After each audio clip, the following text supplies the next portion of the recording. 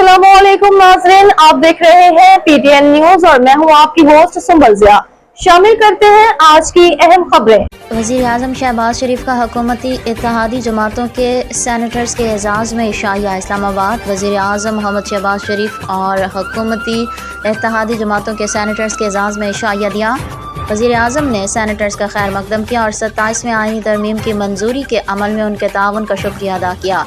इशाया में मुस्लिम लीग नून peoples party MKM, Balochistan अवामी party समेत तमाम इत्तेहादी जमातों और बाज़ आज़ाद मेंबरान सेनेट ने शिरकत की। वज़ीर आज़म ने इजलास से खिताब करते हुए कहा कि सदर ममलिकत आसिफ अली ज़रदारी के और तमाम इत्तेहादी जमातों के सरबराहों के मशकूर हैं।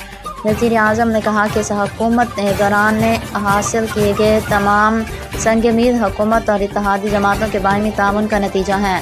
पाकिस्तान की सिफारती कामयाबियाँ और दुनिया में तमाम इत्तेहादी जमातों के माबैन हम आहंगी और बाहमी इत्तेहाद की अक्कासी है।